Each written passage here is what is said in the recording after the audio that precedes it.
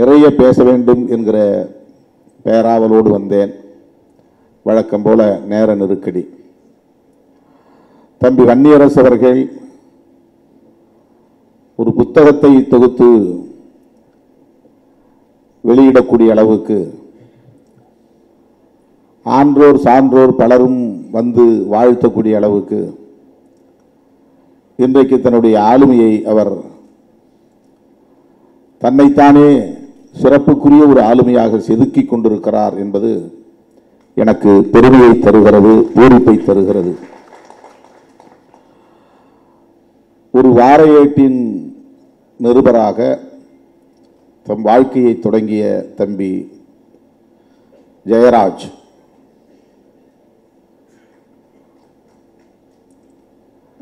இன்றைக்கு விடுதலை சிறுத்தைகள் கட்சியின் முன்னணி தலைவர்களுள் ஒருவராக வன்னி அரசாக தன்னை பரிணாமப்படுத்திக் கொண்டிருக்கிறார் என்பது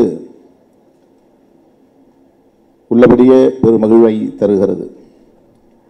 அவர் இங்கே அதை நினைவுபடுத்தினார். மறைந்த ஞா சமத்துவம் அவர்கள் மூலம் எனக்கு அறிமுகமானார். ஒரு இதழில் பணியாற்றக்கூடிய இளைஞராக வந்து என்னிடத்தில் சேர்ந்தார்.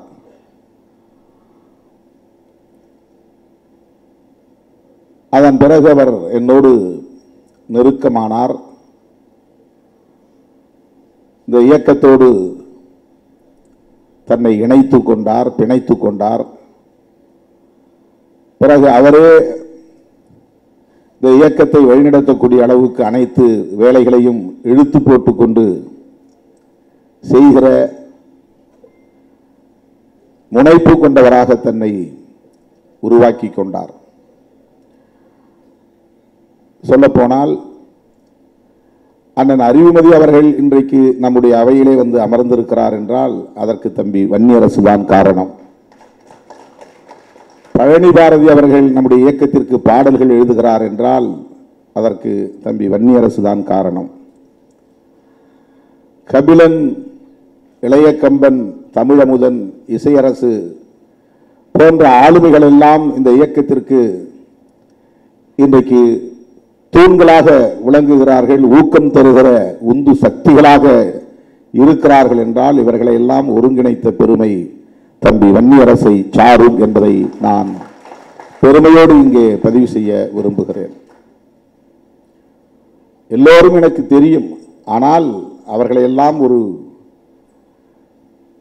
நூலிலே கோர்ப்பதை போல, மாலை கோர்ப்பதை போல கோர்ப்பதற்கு ஒரு ஆளுமை தேவைப்படுகிறது. இந்த இயக்கத்தை வலிமைப்படுத்துவதற்கு தமிழ் தேசிய பரப்பில் தம்பி வன்னியரசு அவர்கள் வலிய வலிய உறவை தேடி தேடி சென்று திருமாவளவன் தலைமையில் நாங்கள் இயங்குகிறோம், சிறுத்தைகளாய் நாங்கள் இயங்குகிறோம், நீங்கள் எல்லாம் எங்களுக்கு உற்ற துணையாக இருக்க வேண்டும் என்று இந்த உறவுகளை எல்லாம் நம்மோடு கொண்டு வந்து இணைத்தவர். ஏன் வேல்முருகன் அவர்கள் கூட இன்றைக்கு நம்மோடு இவ்வளவு இணக்கமாக இருப்பதற்கு தம்பி வன்னியரசு தான் காரணம் என்றால் அதை மறுக்க முடியாது. அப்படி சொல்லிக்கொண்டே போகலாம். இன்றைக்கு இவ்வளவு பாடல்கள், இந்த இயக்க பாடல்கள் யூடியூபிலே கிடக்கிறது என்று சொன்னால் அவ்வளவு பாடல்களையும் எழுதுவதற்கும் அவற்றுக்கு இசையமைப்பதற்கும் அவற்றை படைப்பதற்கும் பெருமுயற்சிகளை எடுத்துக்கொண்டவர் தம்பி வன்னியரசு என்பதை நான் மகிழ்வோடு இங்கு பதிவு செய்ய கடமைப்பட்டிருக்கிறேன். எத்தனை பாடல்கள் இங்கே இன்றைக்கு நமக்காக 900க்கும் மேற்பட்ட பாடல்கள் எந்த இயக்கத்திற்கும் கிடையாது. கிட்டத்தட்ட 1000 பாடல்கள் ஒரு இயக்கத்திற்காக, இயக்கத்தின் கொள்கைகளை பரப்புவதற்காக, ஒரு இயக்கத்தின் தலைமையை மக்களிடையே கொண்டு போய் சேர்த்து அந்த தலைமையின் மீதான நம்பகத்தன்மையை வலுப்படுத்துவதற்காக இவர்தான் நமக்கான நம்பிக்கைக்கு உரியவர், இவரை நாம் ஏற்க வேண்டும் என்று அறிவார்ந்த ஆன்றோர்களின் சான்றோர்களின் ஆளுமையை பயன்படுத்தி அதை இயக்க ஆற்றலாக மாற்றியதில் தம்பி வன்னியரசுக்கு பெரும்பங்கு உண்டு.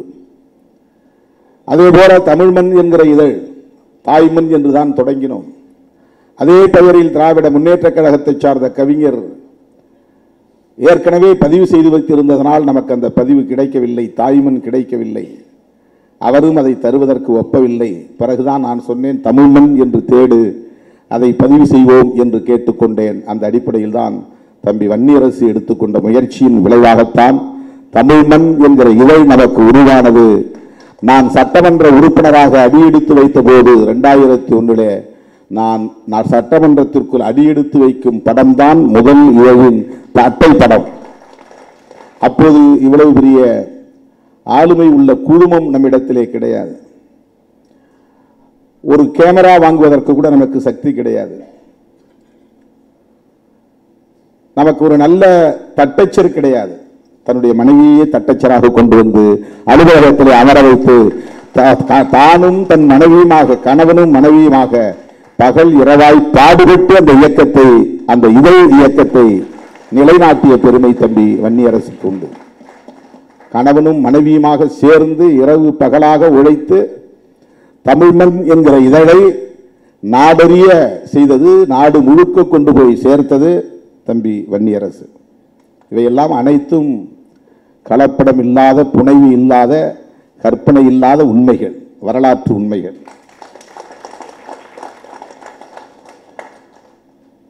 தன்னுடைய மனைவியை அழைத்து வருவதற்கு முன்பு ஒரு நல்ல ஆற்றல் உள்ள, தமிழ் ஞானமுள்ள ஒரு தட்டச்சர் தம்பி நீல புகழேந்தி, அவரை கொண்டு வந்த அந்த அவையில அமர வைப்பது தம்பி வன்னியரசு. இன்றைக்கும் நம்மோடு இருக்கிற கவினி வன்னியரசு கண்டுபிடித்த ஒரு ஆளுமை. இன்றைக்கும் நம்மோடு அவர் இருக்கிறார். அதே போல குறும்படங்கள் இயக்கத்திற்கு, அதே போல ஈழத்தமிழர்களுடன் இருக்கிற தொடர்புகள், புலம்பெயர்ந்த நாடுகளில் உள்ள ஆளுமைகளுடன் இருக்கிற தொடர்புகள், இன்றைக்கும் நான் கூட சலித்து போய் நாம் இங்குள்ள வேலைகளை கவனிப்போம் என்று என் கவனத்தை திசை திருப்பும் போதெல்லாம், இல்லை இல்லை, நாம் அந்த களத்தில் எப்போதும் போல் வீரியத்தோடு இருக்க வேண்டும் என்று உணர்த்தக்கூடிய ஒரு தம்பியாக, அதை இழுத்து பிடிக்கிற ஒரு தம்பியாக, புலம்பெயர்ந்த நாடுகளில் உள்ள தோழர்களோடு தொடர்ந்து நட்பு வைத்திருக்கிற, அந்த தொடர்பை தக்க வைத்துக் கொண்டிருக்கிற, தலைமையோடு அவற்றை பிணைத்து வைத்துக் கொண்டிருக்கிற ஒரு பொறுப்புள்ள தம்பிதான் வன்னியரசு. ராஜசேகர் சொன்னதை போல அவர் உணர்ச்சி வயப்பட்டு சில பதிவுகளை செய்வது உண்டு, மேடைகளில் பேசுவது உண்டு. தமிழ் மண்ணுக்கு தலைப்பிடுகிற போது கூட அவர் ராஜரிஷியில் பெற்ற பயிற்சியின் அடிப்படையில் சில நேரங்களில் தலைப்பு கரடுமுரடாக இருக்கும். நாம் ஒரு அரசியல் இயக்கம் நடத்துகிறோம், அப்படி தலைப்பு வைக்கக்கூடாது. வரிக்கு வரி நான் படித்து பார்ப்பேன், தலைப்புகளை மாற்றுவேன், வாக்கிய அமைப்புகளை மாற்றுவேன். நேரம் ஒதுக்க முடியாது, அதற்காக அவர் கிடப்பார். என்னிடத்திலே கட்டுரைகளை வாங்குவதற்கு அவர் இல்லாமற் போனால் அதனால் அமைப்பாய் தரவும் மறுபடியும் வரவில்லை. அதுதான் உண்மை. 58 கட்டுரைகளையும் அவர் என்னிடம் போராடி போராடி வாங்கித்தான் பதிப்பித்தார். இடையிலே அவருக்கு வருத்தம் ஏற்பட்டு தமிழ்மண் பணிகளை அப்படியே போட்டுவிட்டு போய்விட்டார். மனைவியையும் கூட அழைத்துக் கொண்டு போய்விட்டார். ஆனால் கட்சியை விட்டு போகவில்லை, அந்த பணிகளை அப்படியே விட்டுவிட்டார். வருத்தம் அரசியலில் இருக்கத்தான் செய்யும். எல்லோரையும் என்னால் திருப்திப்படுத்த முடியாது. சொன்னால் கேட்டுக்கொள்வார் திரு வன்னியரசு என்ற நம்பிக்கையிலே நான் சில முடிவுகளை எடுத்தேன்.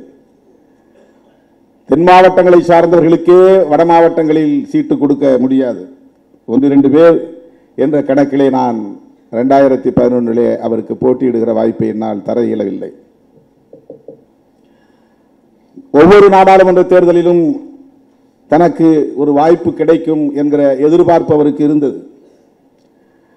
ஏன், ஈழத்தில் யுத்தம் நடந்து கொண்டிருக்கிற போது அரசியல் துறை பொறுப்பாளர் நடேசன் அவர்களின் இடத்திலே தொடர்பு கொண்டு பேசிய போது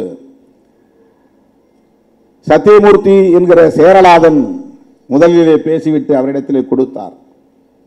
இதெல்லாம் நடந்த உண்மை, நாங்கள் இட்டுக்கட்டி பேச தெரியாது. புலிகளோடு எங்களுக்கு இருந்த தொடர்பு வேறு எவருக்கும் இருந்திருக்க முடியாது. அது அண்ணன் பிரபாகரன் அவர்களுக்கும் திருமாவளவனுக்கும் தெரியும், அடுத்து வன்னியரசுக்கு தெரியும், வேறு யாருக்கும் தெரியாது. நாங்கள் என்ன செய்தோம் என்பது இன்றைக்கு புலம்பெயர்ந்த நாடுகளில் கூச்சல் போட்டுக் கொண்டிருக்கிற குஞ்சு குலவான்களுக்கு தெரியாது. அவர்களால் இப்போது பிறந்தவர்கள், வரலாறு தெரியாது. விடுதலை புலிகளுக்கும் விடுதலை சிறுத்தைகளுக்கும் இடையிலான உறவு, வன்னியரசு எந்த அளவுக்கு அதில் ஈடுபாடு கொண்டிருந்தார் என்பது எனக்கு மட்டும்தான் தெரியும். தோழர்களே, அப்போது நடேசன் தொலைபேசியில் வந்தார். அப்போதெல்லாம் அவர்கள் கையில் வைத்திருந்த தொலைபேசி சாதாரண தொலைபேசி அல்ல, சேட்டலைட் தொலைபேசி என்று சொல்வார்கள். தம்பி வன்னியரசு தான் கொண்டு வந்து கொடுத்தார். அந்த யுத்தம் நடந்து கொண்டிருக்கிறது, எந்த நேரத்திலும் நாங்கள் சாம்பலாகி விடுவோம் என்றுதான் பேச்சை தொடங்கினார் சேரலாதன். இங்கு இருக்கிற இயக்கங்களை எல்லாம் கடுமையாக திட்டி பேசினார். தலைவர்களின் பெயர்களை சொல்லி ஒருமையில் பேசினார். நாங்கள் சொன்னோமா அங்கே இந்திய அரசுக்கு எதிராக போராட சொல்லி, காங்கிரசுக்கு எதிராக போராட சொல்லி, ஏன் இப்படி இவர்கள் எல்லாம் நடந்து கொள்கிறார்கள் என்று ஒரு 5-6 தலைவர்களின் பெயரை சொல்லி கடுமையாக வசை சொற்களால் பேசினார். பேசிவிட்டு அண்ணன் பேச விரும்புகிறார், பிடியுங்கள் என்று நடேசனிடத்திலே கொடுத்தார். நடேசன் என்னிடத்திலே பேசி கொண்டிருந்தவர், நான் தலைவரின் அனுமதியோடு உங்களிடத்தில் பேசுகிறேன், நாங்கள் எந்த நேரத்திலும் இல்லாமல் போகலாம், உங்களுக்கு சத்தம் கேட்பது கேட்கும் என்று நான் நம்புகிறேன். அதாவது யுத்தத்தில் அங்கு வெடிகுண்டு குண்டு வீசுறாங்க, அந்த குண்டு வீச்சு, அந்த யுத்தத்தில் எழுகிற இறைச்சல், இந்த சத்தம் உங்களுக்கு கேட்கும் என்று கருதுகிறேன் என்று சொல்லிவிட்டவர் சொன்னார், நீங்கள் எடுத்திருக்கிற முடிவு சரி, நீங்கள் திமுக அணியிலேயே நீடிக்க வேண்டும், 2 தொகுதிகளிலும் வெற்றி பெற வேண்டும், அந்த 2 பேரும் ஈழ உணர்வுள்ள வேட்பாளர்களாக இருக்க வேண்டும் என்று விரும்புகிறோம். ஒரு தொகுதியில் நீங்கள் போட்டியிட்டால் இன்னொரு தொகுதியில் வன்னியரசை நிப்பாட்டுங்கள் என்று சொன்னார். இது உண்மை, அது அவருக்கு தெரியாது, எனக்கு தெரியும், என்னிடத்தில் தான் பேசினார்கள். ஆனால் நான் கட்சியில் சில புரோட்டோகால், எவ்வளவு நம்பிக்கையோடு தம்பி வன்னியரசு இருந்தாலும் கூட பைபாஸ் பண்ணி கட்சியிலே இருக்கிற மூத்த பொறுப்பாளர்களை தாண்டி வன்னியரசு விடவும் இன்னும் வலுவாக அந்த களத்திலே பணியாற்றக்கூடிய தகுதியுள்ளவர்கள் தேவை என்ற நிலையில் நான் அன்றைக்கு சில முடிவுகளை எடுக்க முயற்சித்தேன். ஆனால் அன்றைய நிலையிலே பொருளாதார நெருக்கடியால் வன்னியரசின் துணையோடு நான் ஒரு அவருடைய கருத்தையும் கேட்டு ஒரு வேட்பாளரை தேர்வு செய்தேன். அப்போதெல்லாம் அவர் வருத்தப்படவில்லை. ஆனால் சட்டமன்ற தேர்தலிலே அவருக்கு வருத்தம் நேர்ந்தது. அப்போதும் எனக்கு நம்பிக்கை, அவர் கோபித்துக் கொள்ள மாட்டார் என்கிற ஒரு நம்பிக்கை தான். ஏனென்றால் கிடைப்பது 8, ஆனால் 800 பேருக்கு மேலானவர்கள் கட்சியிலே தகுதி படைத்தவர்கள் இருக்கிறார்கள். நமக்கெல்லாம் 234 தொகுதி போதாது. நம்முடைய கட்சியிலே எம்பி வேட்பாளர்கள் 40 தொகுதிகள் போதாது, கிடைப்பது 2. அந்த 2இல் நான் யாரையாவது தேர்வு செய்ய வேண்டும் என்றால் ஒருவரையோ அல்லது 2வரையோ தான் தேர்வு செய்ய. நான் கூட விட்டு கொடுத்து வந்துடும். அப்படிதான் 2006 நானே போட்டியிடாமல் தோழர்கள், நம் கட்சி தோழர்கள் விரும்புகிறவர்கள் நிற்கட்டும் என்று வெளியே வந்தேன். நான் 2006 நான் எடுத்துக்கிட்டு தானே மற்றவங்களுக்கு கொடுத்துருக்கணும். தேர்தல் அப்படித்தானே இன்னைக்கு எல்லாரும் இருக்கிறோம். 2006 10 தொகுதி நமக்கு கிடைச்சது. 9 தொகுதி தமிழ்நாட்டில், 1 தொகுதி பாண்டிச்சேரியில், 10 தொகுதி கிடைத்தது. தமிழ்நாட்டில் கிடைத்த 9 தொகுதிகளில் 1 தொகுதியில் நான் என்னை முடிவு செய்து கொண்டு மிச்சம் 8 தொகுதிகளில் ஆட்களை நான் தேர்வு செய்யலாம். ஆனால் உடன் இருப்பவர்கள் விரும்புகிறார்கள் என்று தெரிந்ததும் நான் பின்வாங்கிக் கொண்டேன். வேண்டாம், நான் நிற்கல, நீங்க நில்லுங்க. ஆனால் எம்பி தேர்தலில் அப்படி நான் முடிவு செய்ய முடியாது. 2011 நமக்கு மிக குறைவான இடங்கள் தான் கிடைத்தன. திமுக கூட்டணியிலே எல்லாம் வட மாவட்டங்களிலேயே கிடைத்தன. தொடக்க காலத்தில் மூத்த உறுப்பினர்களாக இருப்பவர்கள், தியாகம் செய்தவர்கள், என்னோடு தொடர்ந்து பயணிப்பவர்கள், நம்பிக்கைக்குரியவர்கள், விழுப்புண்களை பெற்றவர்கள், இன்றைக்கும் வழக்குகளுக்காக நெடிய படிக்கட்டுகளில் ஏறி இறங்கிக் கொண்டிருப்பவர்கள் என்று பார்த்தால் நான் வட மாவட்டங்களில் யாருக்குமே தொகுதி கொடுக்க கூடாது, மதுரையை சார்ந்த தேர்தலுக்கு மட்டும்தான் நான் தர முடியும். நான் அப்படி ஒரு புரோட்டோகால் போட்டேன்னு சொன்னா, அப்படி ஒரு வரிசைப்படுத்தணும்னு நினைச்சேன்னா, நான் வட மாவட்டங்களை சார்ந்த யாருக்கும் தர முடியாது. நான் பிரையாரிட்டி கொடுக்கணும்னா மதுரையை சார்ந்த தம்பிகளுக்குத்தான் நான் பிரையாரிட்டி கொடுக்க முடியும். இன்றைக்கும் கூட 1-2 பேர் வெளியே போய் அவதூறு பரப்பினார்கள். அவர்கள் யாரும் மதுரையை சார்ந்தவர்கள் அல்ல, தென் மாவட்டங்களை சார்ந்தவர்கள் அல்ல. என்ன தொடக்க காலத்தில் இவன்தான் நம் தலைவன் என்று ஏற்றுக்கொண்ட தம்பிகள் ஒருவர் கூட இந்த இயக்கத்திற்கு எதிராக இதுவரையில் சிந்திக்கவில்லை, தலைமைக்கு எதிராக பேசவில்லை. இடையிலே வந்தவர்கள் வெளியே போனார்கள், அவதூறு பரப்பினார்கள். மதுரையை சார்ந்த தோழர்கள் அந்த அளவுக்கு ஆதி காலத்திலிருந்து, இந்த இயக்கம் தொடங்கிய காலத்திலிருந்து நம்பிக்கைக்குரியவர்களாக இருக்கிறார்கள். அதிலே ஒரு முன்னணி தளபதியாக தம்பி வன்னியரசு இருக்கிறார் என்பதை எண்ணி நான் பெருமைப்படுகிறேன். இப்படி காலங்கள் உருண்டோடிய நிலையிலும் கூட அவருக்கு சில வருத்தங்கள் ஏற்பட்டாலும் கூட என்றைக்கும் சிறுத்தைகள் இயக்கம்தான் நம்முடைய இயக்கம், என்றைக்கும் திருமாவளவன் தலைமைதான் நம்முடைய தலைமை என்கிற அசைக்க முடியாத உறுதிப்பாட்டை கொண்ட ஒரு இளைஞர் தான் தம்பி வன்னியரசு என்பதை நான் இந்த இடத்திலே பதிவு செய்வது என்னுடைய கடமை. அதன் பிறகு அவர் பணிகளை நிறுத்திவிடவில்லை, தொடர்ந்து அந்த பணிகளை மேற்கொண்டார். அண்மையில் கூட பிறந்த நாள் விழா, மணி விழா கொண்டாட வேண்டும், அதை எப்படி கொண்டாட வேண்டும், அதற்கு என்ன கமிட்டியை அமைக்க வேண்டும், யாரை அமைக்க வேண்டும், இதை தொடங்கி வைத்தவர், அதற்கான உந்துதலை தந்தவர் வன்னியரசு. மணிவிழா தொடக்கத்தை வெற்றிகரமாக நடத்துவதற்கும் மணிவிழா நிறைவை நடத்துவதற்கும் கூட, மணிவிழா நிறைவை நடத்துவதற்கு இயலாமற் போனது, காலம் தள்ளி போய்விட்டது, நடத்தியே தீர வேண்டும். நான் அறிஞர் பெருமக்களிடமும் உங்களை பற்றிய கட்டுரைகளை எல்லாம் தொகுக்கப் போகிறேன் என்று இடத்திலே ஒப்புதல் பெற்று மிகப்பெரிய பணி, அது மிகப்பெரிய பணி. இன்றைக்கு இருக்கிற கட்சியினுடைய வெள்ளி விழா மலராக இருந்தாலும், பொன்விழா மலராக இருந்தாலும், இன்றைக்கு மணிவிழா மலராக இருந்தாலும் இதற்கு 100 விழுக்காடு தம்பி வன்னியரசு தான் முழு பொறுப்பெடுத்துக் கொண்டு செய்தார். திருமாமணி என்கிற பெயரில் மணிவிழா மலரை இன்றைக்கு நாம் கொண்டிருக்கிறோமே, அந்த மணிவிழா மலரில் 60க்கும் மேற்பட்ட அறிஞர் பெருமக்கள் கட்டுரைகள் எழுதியிருக்கிறார்கள். அது வெறும் திருமாவளவன் துதி அல்ல, விடுதலை சிறுத்தைகளின் அரசியல் கோட்பாடு குறித்த கட்டுரைகள், நாம் எந்த களத்தில் நிற்கிறோம் என்பது குறித்த கருத்துக்கள். நான் தேடி போய் அண்ணா அறிவுமதி அவர்கிட்ட பேசுறதுக்கு நேரம் கிடையாது. எனக்கு பழனி பாரதி அறிமுகமே கிடையாது. இன்னைக்கு அவரை வைத்து மணிவிழாவுக்காக இந்த சனாதன எதிர்ப்பு வெல்லும் ஜனநாயக மாநாட்டுக்கு ஒரு பாடலை எழுதி, அந்த பாடலை தமிழ், தெலுங்கு, மலையாளம், கன்னடம், இந்தி என்று 5 மொழிகளில் பாடகர்களை வைத்து பாட வைத்து அதையும் அவர் வெளியிடுவதற்கு தயாராகிவிட்டார். அன்றைக்கு மேடையில் வெளியிட முடியவில்லை. ஒரு குறும்படம் தயாரித்தார், வெளியிட முடியவில்லை. இவற்றையெல்லாம் இந்த நேரத்தில் நான் சொல்லுவதற்கு அவர் நினைக்கலாம், அண்ணன் நம்மை வெளிப்படையாக ஒரு நாளும் பாராட்டியதில்லை, இவ்வளவு செய்கிறோம் நம்மை தட்டி கொடுக்கவில்லை, இவ்வளவு நாம் உடன் இருக்கிறோம் நமக்கு ஒரு வாய்ப்பு தரவில்லை, ஒரு சட்டமன்ற உறுப்பினராக நாடாளுமன்ற உறுப்பினராக போகிற வாய்ப்பு அமையவில்லை என்கிற ஏக்கம் இருக்கலாம். ஆனாலும் கூட அதையெல்லாம் கடந்து கட்சி பணி ஆற்றுவதில், தலைமைக்கு நம்பிக்கையோடு இருப்பதில், தலைமையை மேலும் வலுப்படுத்துவதற்கு உற்றார் யார் யாரோ, தமிழ் தேசிய உற்றார், சாதி ஒழிப்பு உற்றார்,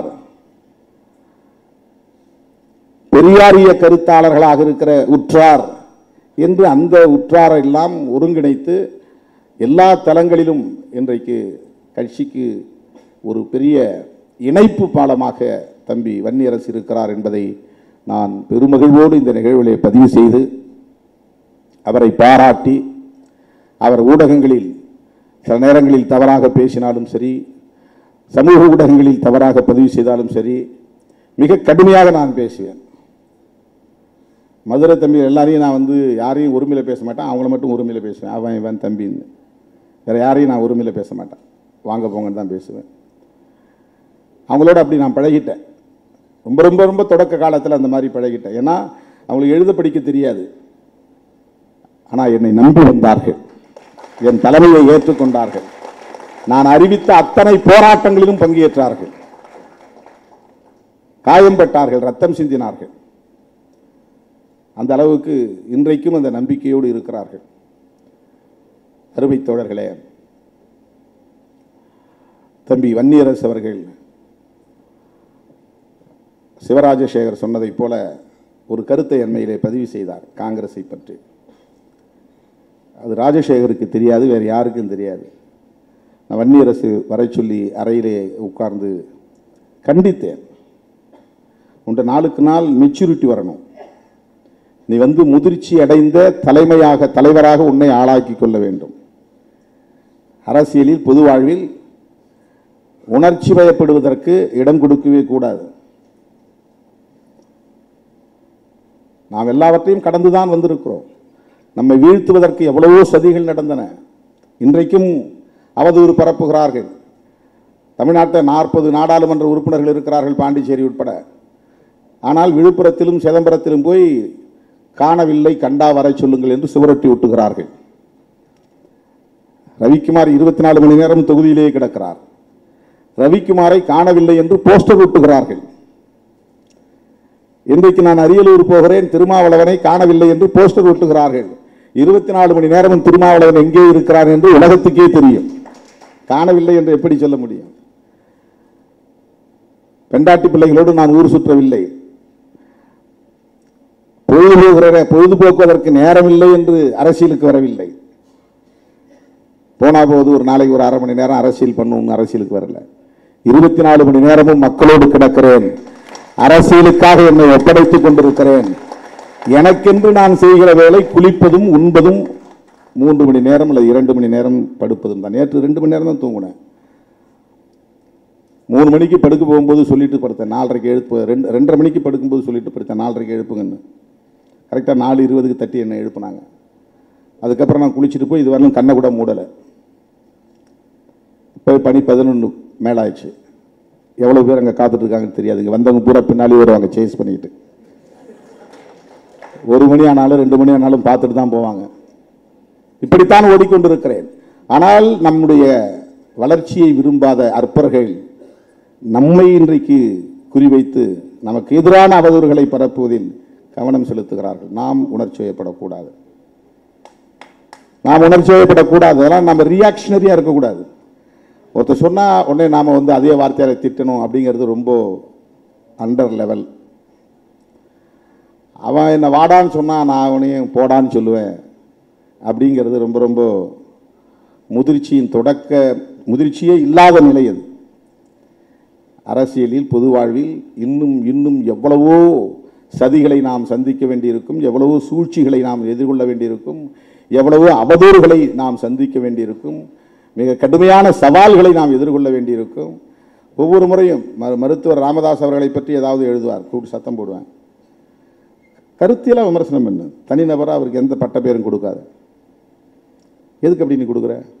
சாதாரண மக்கள் பேசுகிறாங்க, நாம் பேசக்கூடாது. நீ ஒரு கட்சியில் முக்கியமான பொறுப்பாளர், உங்களுடைய எழுத்துல அது வரக்கூடாது. கண்டிச்சிருக்கிற. இப்போ அது மாதிரி அவர் எழுதுறதில்லை. எந்த தனிநபரையும் வந்து எந்த காரணத்தை முன்னிட்டும் எவனாவது பேசின அப்புறம் அவன் லெவல் அவ்வளவுதான், அது அவனே வந்து தன்னை அடையாளப்படுத்திக்கிறான். என்னை பற்றி ஒருத்தன் குறைவாக பேசுகிறான்னா அது என்ன அவன் குறைத்து மதிப்பிடுவதில்லை. அவன் எந்த லெவலில் இருக்கிறாங்கிறத அவன் எக்ஸ்போஸ் பண்ணிக்கிறான், அம்பலப்படுத்துகிறான். அவங்ககிட்ட இருக்கிற சரக்கு அவ்வளவுதான், அவனுடைய தரம் அவ்வளவுதான், அவனுடைய தகுதி அவ்வளவுதாங்கிறத அவனே வந்து வெளிச்சம் போட்டு காட்டிக்கொள்கிறான். அவ்வளவுதான்.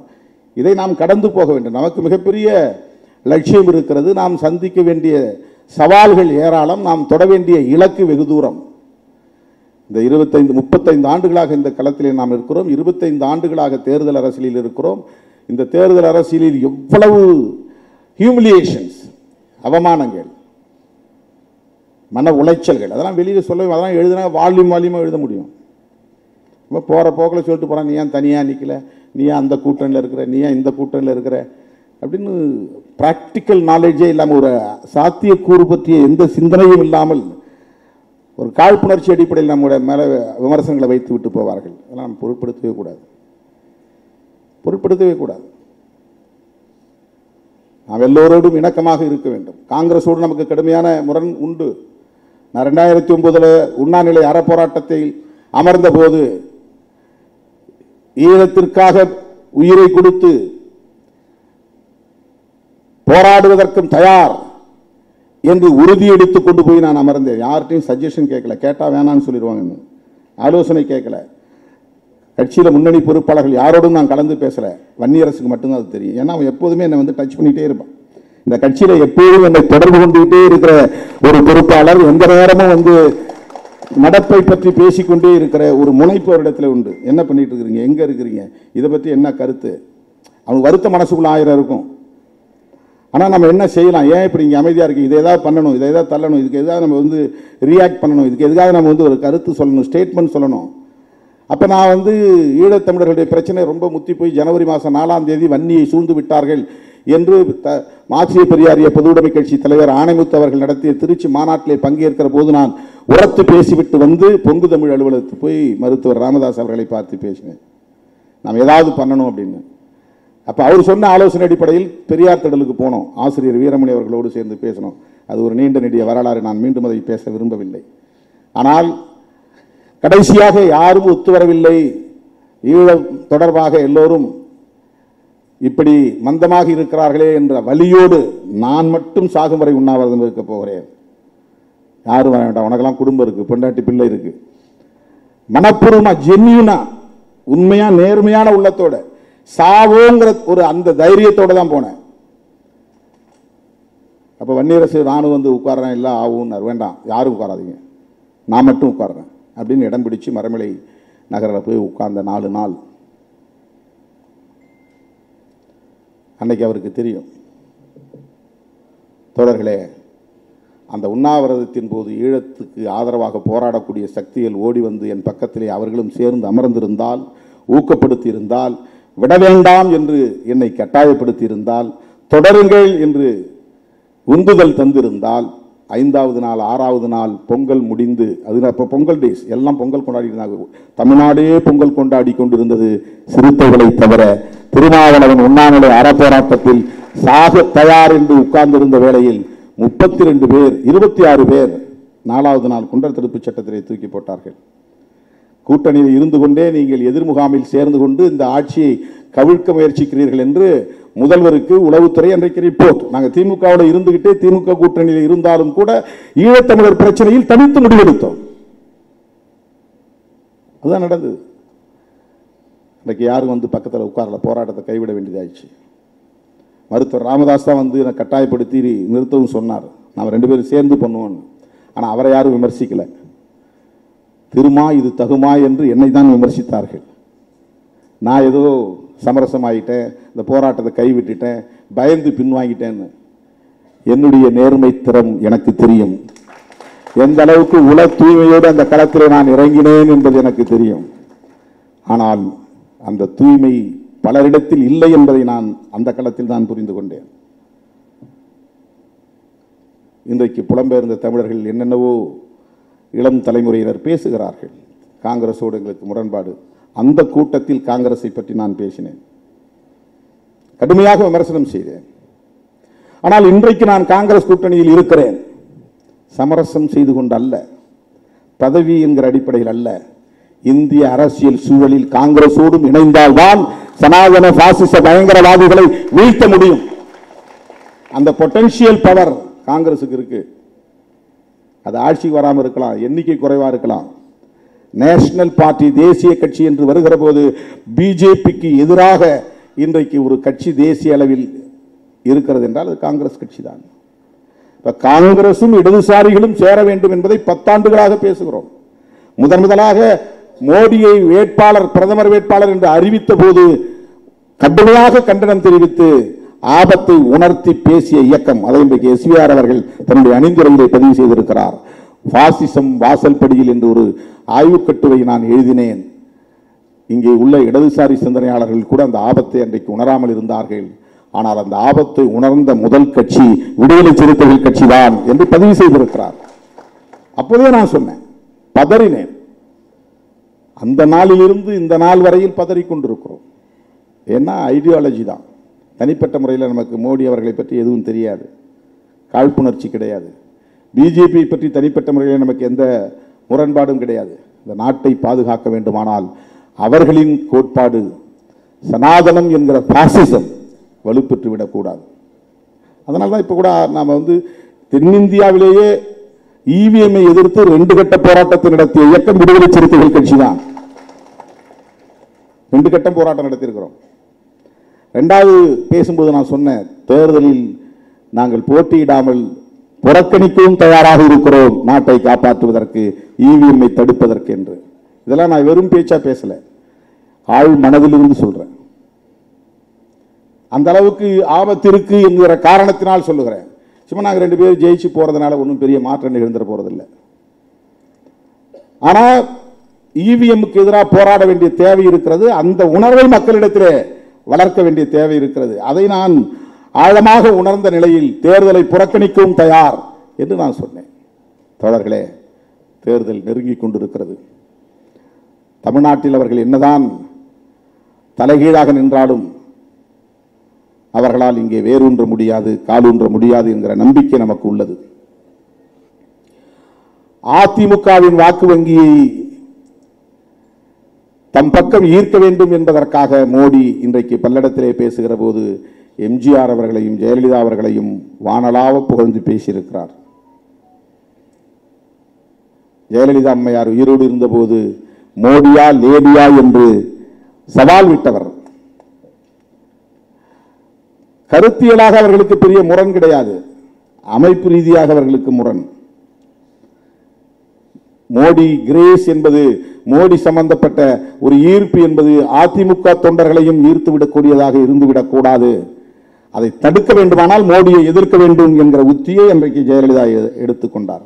அவருக்கு சனாதனத்தில் முரண்பாடோ அல்லது அயோத்தியா பிரச்சனையில் முரண்பாடோ ராமர் கோவில் கட்ட வேண்டும் என்பதிலே முரண்பாடோ எதுவும் கிடையாது. பிஜேபிக்கு என்ன ஸ்டாண்டோ அதுதான் ஜெயலலிதாவுடைய நிலைப்பாடும்.